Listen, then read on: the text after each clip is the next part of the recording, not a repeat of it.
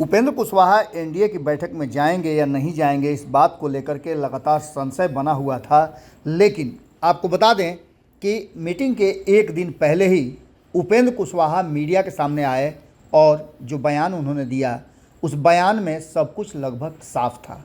आपको बता दें कि उपेंद्र कुशवाहा के साथ अमित शाह की कई राउंड की बातचीत हो गई थी और कई राउंड के बातचीत के बाद उपेंद्र कुशवाहा के साथ सब कुछ सेट हो चुका था। शाह और कुशवाहा की इंटरनल मीटिंग के बाद आपको बता दें कि 18 की मीटिंग कोई मायने नहीं रखती थी और जिन लोगों को चिट्ठी दी गई है उन लोगों से बहुत पहले उपेंद्र कुशवाहा के साथ सब कुछ सेट हो गया था।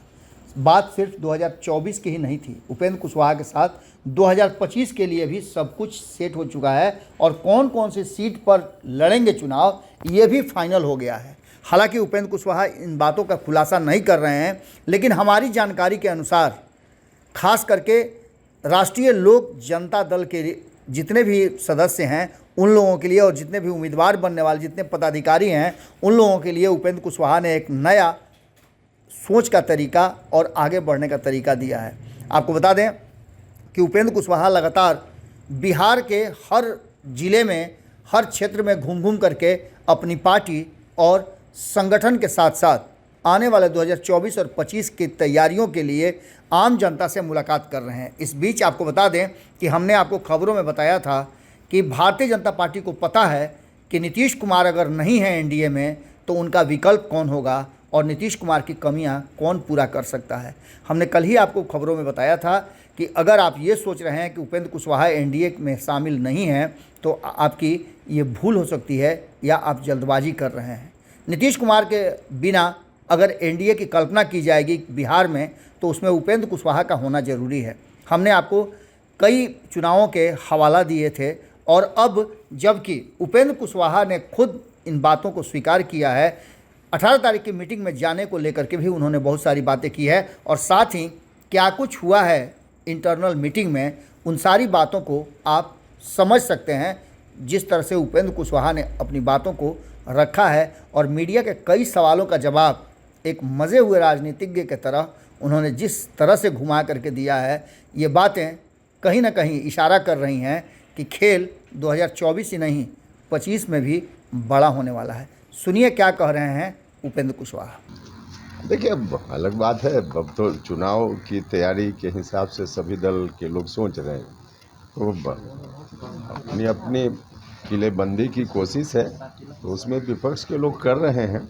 लेकिन विपक्ष की स्थिति अब दिखावे के लिए भले लोग कोशिश में है कि एकता की बात दिखे, लेकिन सच में आपस में जिस तरह से मीटिंग करते हैं और मीटिंग के बाद बाहर जाकर बोलते हैं एक दूसरे के खिलाफ, तो इससे तो सीधा सीधा है कि सब लोगों के मन में जो भी विपक्ष के लोग हैं सिर्फ सत्ता की कुर्सी दिख रही है, मोदी हटाओ, इसके अलावा कोई उनका एजेंडा तो है नहीं। कोई वैकल्पिक एजेंडा की बात नहीं करेंगे तो जनता कैसे भरोसा करेगी, तो कुछ भी करे उसका कोई अर्थ नहीं निकल रहा है। एनडीए की बैठक होनी है, उस बैठक में आप शामिल होंगे, बैठक में जाएंगे आप? अब सब चीज़ की जानकारी हमेशा दिया जाए मीडिया के माध्यम से, इसकी कोई आवश्यकता थोड़े होती है, इसकी कोई आवश्यकता तो और सब तो दल दे रहे हैं और लोग क्या कर रहे हैं तो उनका मामला है, हम तो सिर्फ अपने बारे में बात करेंगे ना।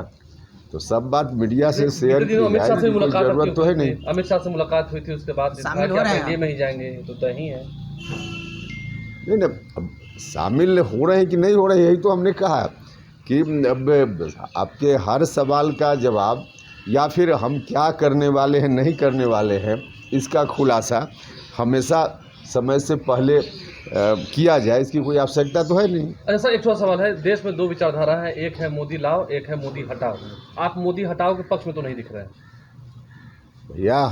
हमने तो कहा है कि नरेंद्र मोदी जी का कोई विकल्प 2024 तक तो नहीं है, क्योंकि उनके मुकाबले जो लोग हैं, पहलवान के खिलाफ दूसरा पहलवान अगर थोड़ा भी उस मुकाबला में दिखे तो कोई उम्मीद कर सकता है कि लड़ाई हो सकती है, लेकिन बहुत इतना का अंतर है कि कहीं कोई लड़ाई की स्थिति बनने ही नहीं वाली है।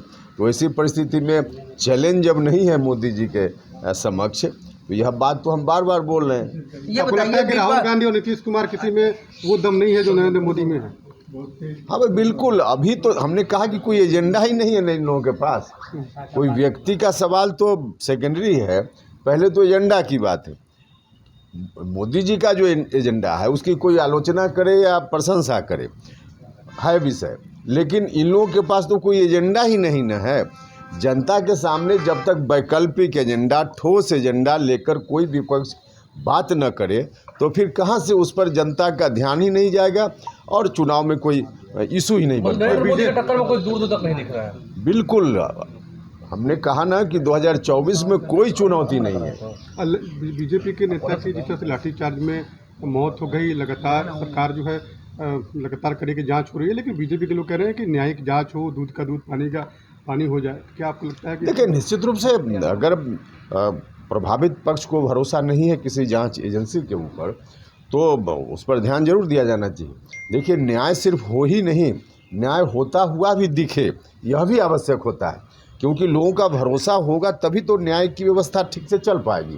तो इसलिए अगर संबंधित पक्ष को लगता है कि इससे न्याय नहीं मिलना है तो जो लोग चाहते हैं उसके आधार पर सरकार को ध्यान दे करके और निष्पक्षता के साथ जांच हो जाए, जनता के बीच आ जाए, इसकी आवश्यकता है। लगता है सर इस तरह की एक सर सवाल है मेरा, इस तरह की एक घटना चीज हुई बताएं है कि एक सवाल लेने दो भाई। एक सवाल है कि नीतीश कुमार को संयोजक बनाने की बात हो रही थी, लेकिन अब सोनिया गांधी की एंट्री हो गई है। अब तमाम दल कह रहे हैं कि सोनिया के नेतृत्व में होना चाहिए, तो नीतीश जी का क्या होगा? देखिए, आप ही लोग खबर फैला देते हैं। उस तो पहली बैठक में ही लालू जी ने ही स्पष्ट कर दिया। सबसे बड़े पैरवीकार जिनके बारे में कहा जाता था कि नीतीश जी के पैरवीकार लालू जी होंगे, और लालू जी ने कहा कि हम लोग तो बारात हैं, दूल्हा तो राहुल गांधी हैं। तो जब लालू जी ही ऐसा कह रहे हैं तो फिर उसके बाद चीज़ें बचती कहाँ है, स्पष्ट है।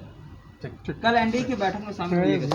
अगर ये वीडियो पसंद आई और वह बिहार के राजनीति और बिहारियत से सरोकार रखेनी तो सब्सक्राइब बटन दबा के चैनल के सब्सक्राइब कर ली। ओजे एगो घंटी बा, ओकरा बटन दबा देला से कुल सटीक और मारक खबर रुआ मुफ्त में मिल जाई। अगर रुआ पत्रकारिता के हमनी के नया प्रयोग में सहयोग कर चाहतानी तो ज्वाइन बटन दबा दी।